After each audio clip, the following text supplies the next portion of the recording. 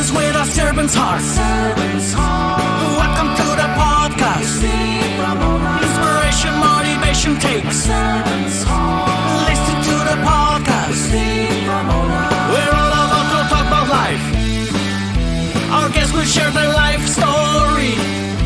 We want you to success in life and business. We're ready and we will start shortly. We're gonna talk about life. We're going to speak on business. You're gonna shine bright. We are going to witness. Business with a servant's heart. With hosts Steve, Ramon, and Ray. Inspiration, education talks. Listen to the podcast.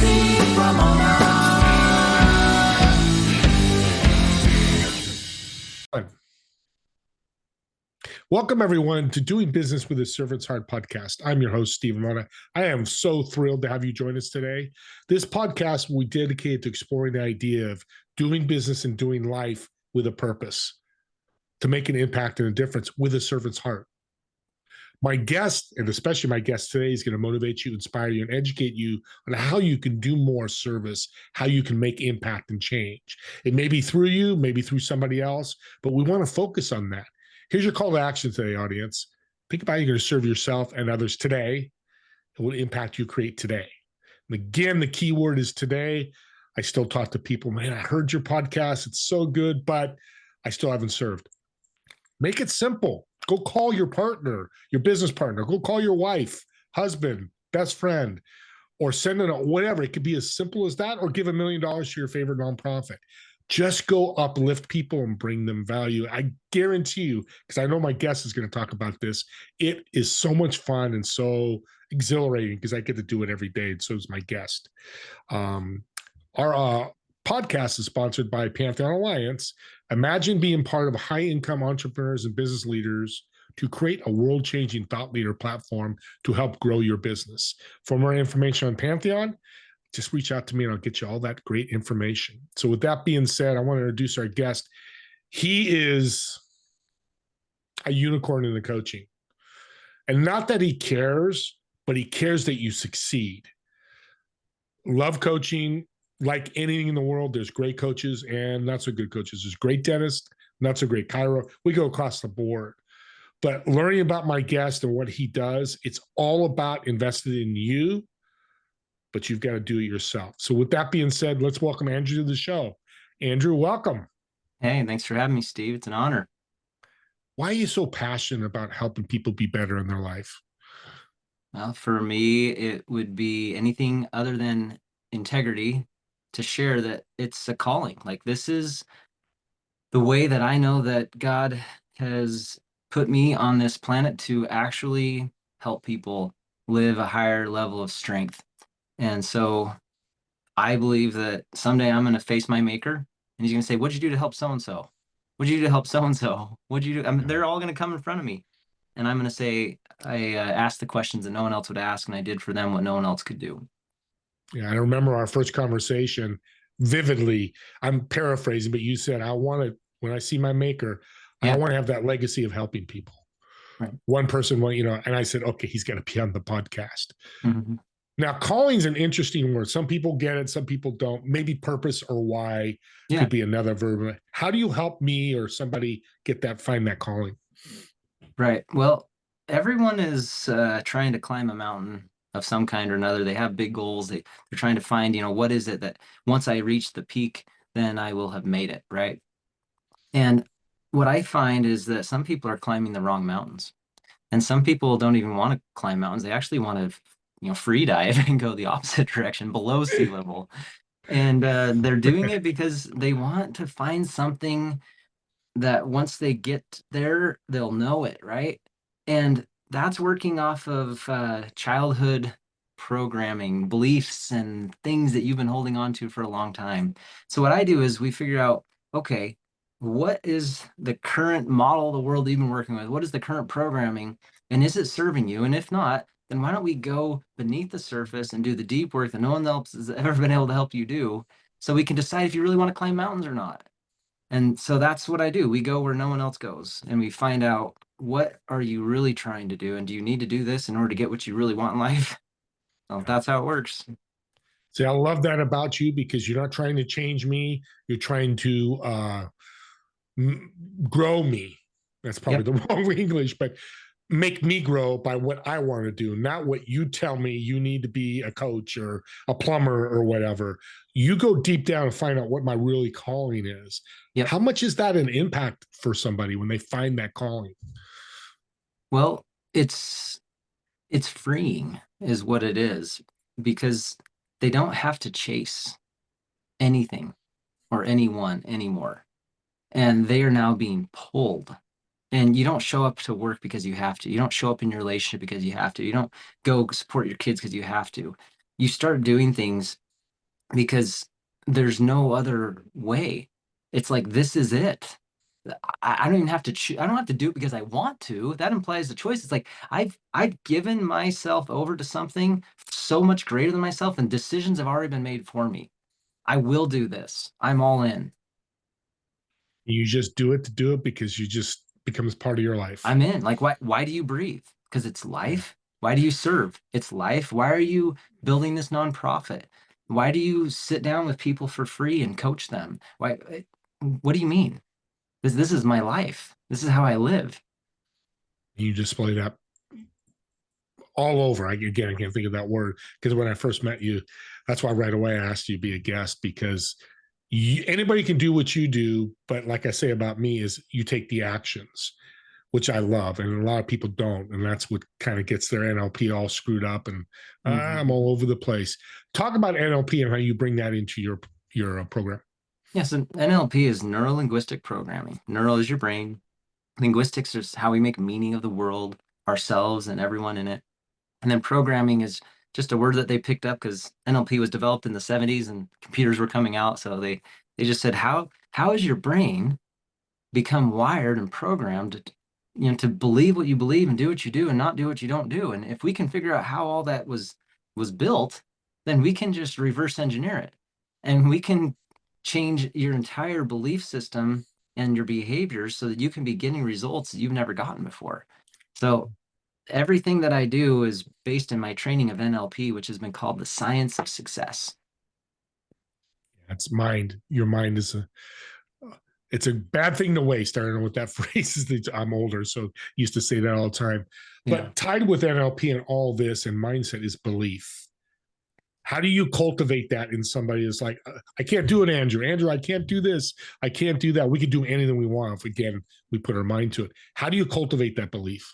Yeah, so I don't have to cultivate anything because it's already in there. And I'm sure you've heard of the story of Michelangelo's, you know, when he was working on the David, the sculpture, the sculpture of the David. He said, I all I had to do was chisel away of everything that wasn't the David. The David was in that block of marble. I just had to chisel away everything that wasn't that. So I don't have to cultivate something, like create something. Like when someone sits down in my office here, or like literally or on Zoom, I know what's in there. They're a child of God. Like I know the potential, and yet they've got all this stuff that's getting in the way, and we just have to help them see what's getting in the way and just help them get rid of it. Yeah, that's and getting rid of it is exactly what you're doing. You throw it in the trash so it never comes back. Is Yep. that's part of the problem with your mind, like you said, your childhood beliefs and all that, Yeah. which you mentioned before. You're a huge family man. You got a huge family. You love your family. It was so obvious when we first met. But how's that helped your coaching? Well, man, they go hand in hand. I was actually just talking to somebody yesterday that I can't separate my work from my marriage, from my family, from my ministry that I do within my church. Like it all goes hand in hand.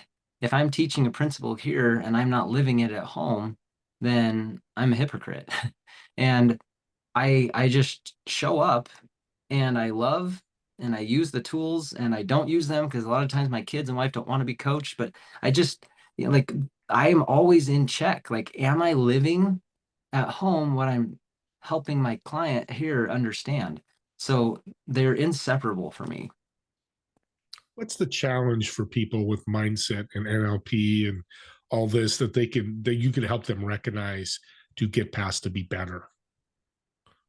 Well, the challenge is we identify with our emotions and we identify with our challenges and our trials. Can I unpack that for you? Sure. I love that.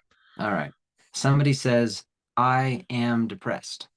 They don't say, I am experiencing depressive feelings. They say, I have anxiety, like it's the flu, rather than I'm feeling anxious about.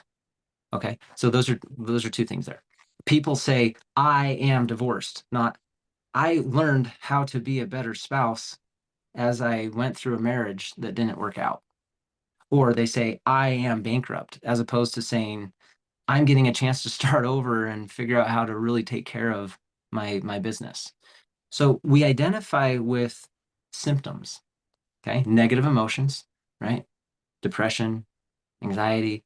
And then we identify with not only symptoms, but then we identify with what we believe are the causes, as if somehow this thing happened to me, and therefore now I am this way. When we can disidentify from our trials and our emotions, we become free. Can I share how someone helped me do this in my life? Yeah. Yes. All right. I'm 28 years old, living in my parents' basement. This is chapter 1 of my book, if anybody wants to get all the details. I have just finished 6 years of teaching. I had a master's degree. I was loving it. We got moved back to our hometown of Boise, Idaho, finished my master's, had baby girl number 3, all within the same matter of a month. And in that same month, my wife at the time said that she didn't necessarily know if she wanted to be married anymore and that we needed to separate. So I'm now living in my parents' basement. I lose my job teaching. I'm not with my wife and my little girls every day. And I believe in my heart of hearts that I have not only failed all of them, my students, my wife, and my girls, but I have failed God. My dad wakes up at 3 a.m. as I'm living in his home, and he has these experiences often where he feels like, whether it's intuition or angels or God himself, he feels like he needs to share something with someone. Because he's been doing this. He's 75 years old. He's been doing this his whole life. And he doesn't wake me up at 3 a.m., thank goodness. But later that day, he says, Hey, Andrew, you need to go talk to so and so. And I go and I meet with this gentleman who had been a dean of psychology at a prestigious university in America and is now running an entire center here in Boise. And he says, just go meet with him. I'm like, this guy sounds like he's way beyond anything that I need. He's like, just go meet with him. As soon as this gentleman took away a diagnosis that had been put on me by a psychiatrist, which was borderline personality disorder, as soon as he said, Andrew, you don't have borderline. People that have borderline, they don't hold down jobs. They are addicts. Everybody hates them. They can't build trusting relationships. He's like, you don't have any of that. Like, that's not you. As soon as he took away that identity and the label that went with it, all of a sudden I felt free.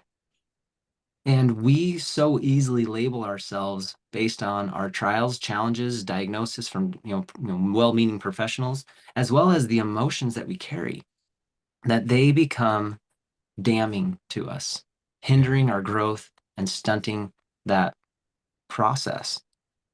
So I was so grateful for what Randy did for me in helping me no longer identify and drop the label of what someone had given me. And it just allowed me to be who I really am, which was what he saw. It's a great story, but it's a story anybody can do. That's what I love. You're not different. And you mean that, I mean that complimentary. Yeah, sure. Like, I could do it. You listening could do this. Again, it's back to the action of doing it. What's a support belief system is important. How do you develop that for your clients, and what's the benefit of doing that? Well, as soon as we can see something as it really is, once we see it, we feel it, we taste it, we touch it, we can, all of the things. Once we see something as it really is, we can't unsee it. This is why people are, at the time of this recording, right? Like, they can't stop watching the fires that are happening in LA. It's why we slow down when there's a major accident on the road. Like, we want to know the truth. Like, what happened? What's going on? And once you see something, you can't unsee it. You can't not be held responsible for what you see and know. And so my job with my clients is to allow them to see something and feel what's inside of them in a way they've never seen or felt before. Because once they feel and know and see who they are, they have to respond. They are able to respond. They are responsible, right? They now have a commitment to love themselves as much as they would if they were looking at their newborn child for the very first time, or anyone else they've committed to serve and love. And yet we just don't know how to do that because no one's ever taught us for ourselves. That's what I do. And see, I love that because you hear that phrase, I've heard a lot lately, what you don't know, you don't know. Right. So if you don't see and feel, which is what you bring out of me, I don't know. I'm going to keep walking down that negative path, that non-growth path. I'm not going to grow. I'm not going to scale. I'm not going to do anything. So you open my eyes to that. You're kind of like in darkness, you come in and light the darkness. Yeah. That's powerful. I love that.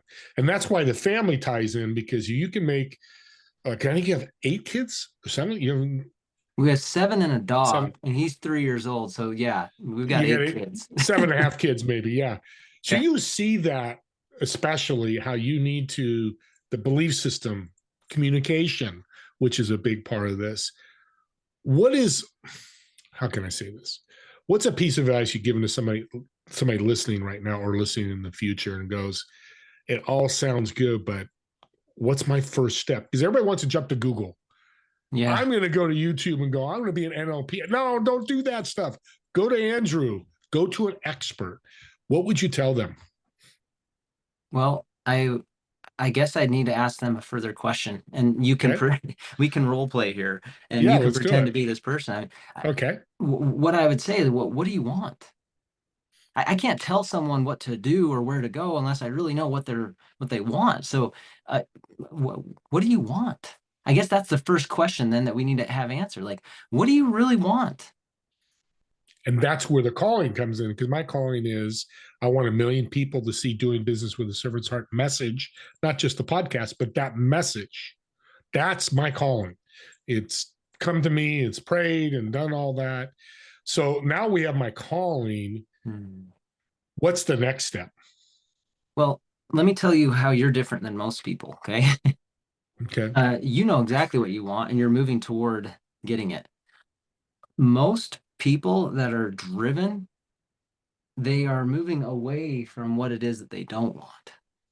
They're moving away from the pain of regrets. They're moving away from the pain of past decisions. They're moving away from the pain of what they're afraid of.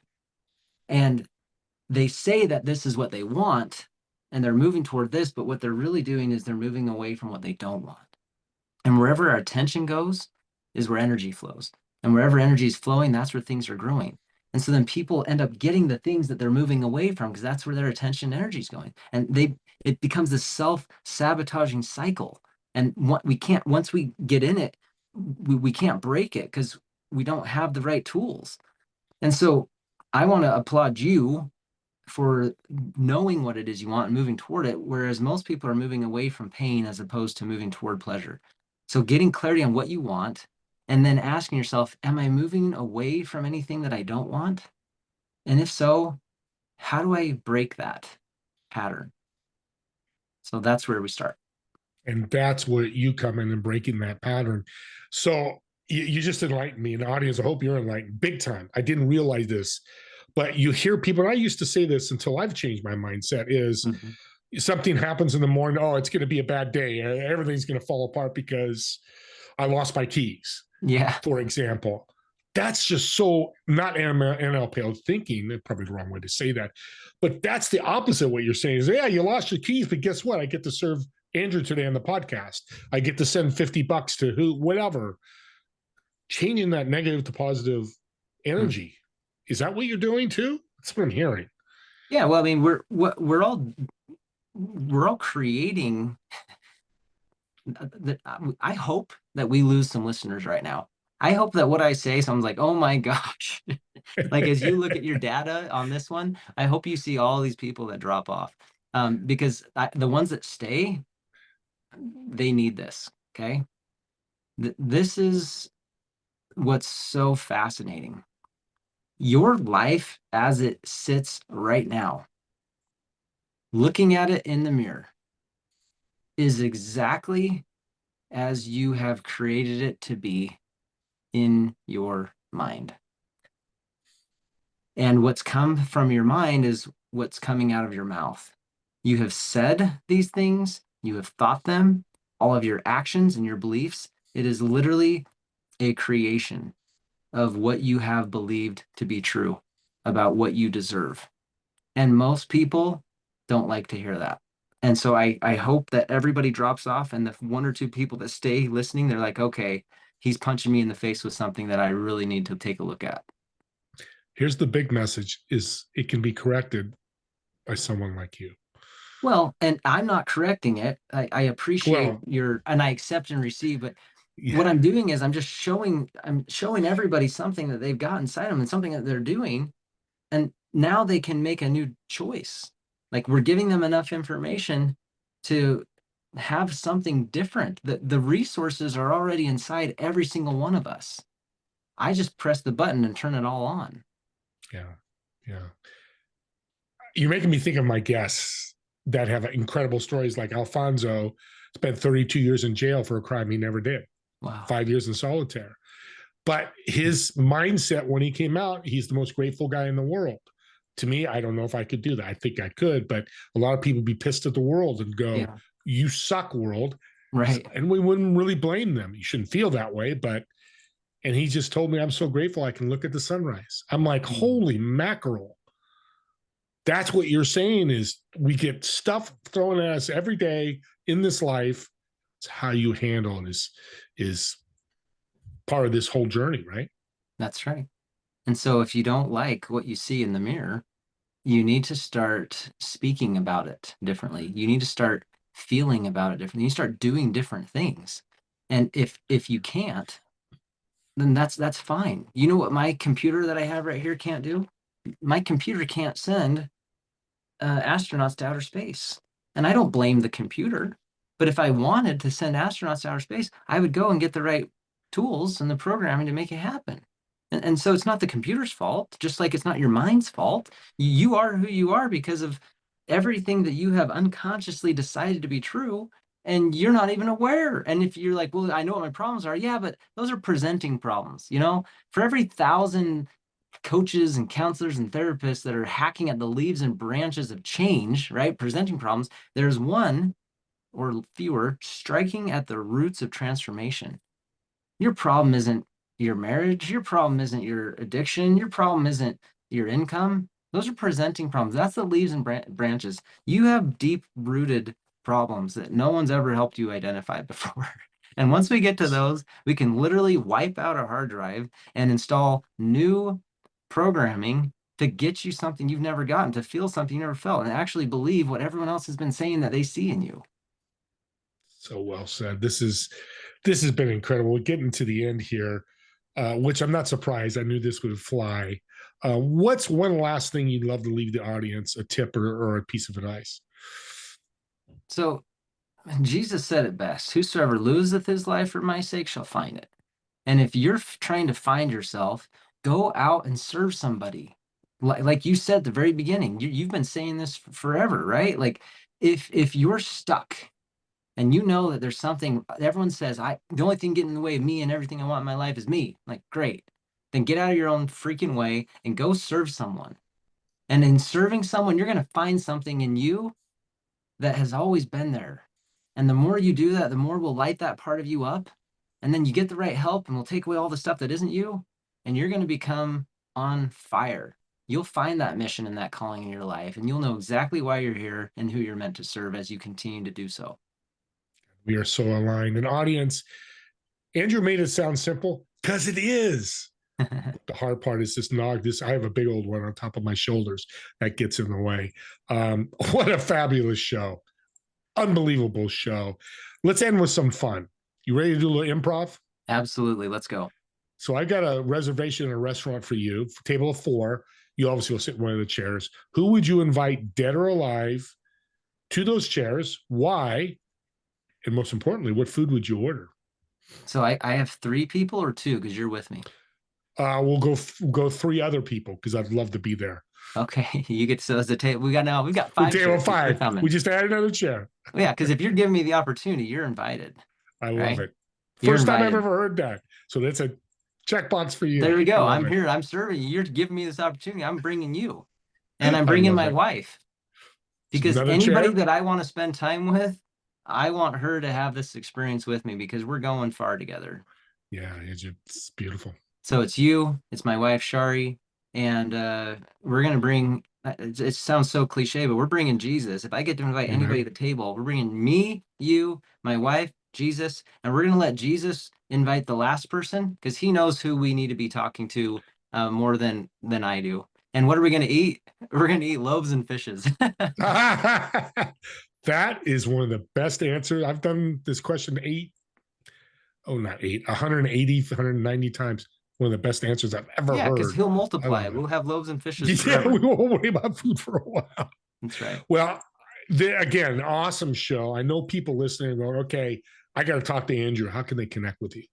Yeah, you can go to LinkedIn, you can go to Facebook, Instagram, my website. It's at Andrew L. Anderson 85. You'll put the link in the notes, I know, for the Yep. show. And then yeah, AndrewLAnderson.com. That's the best way to track me down.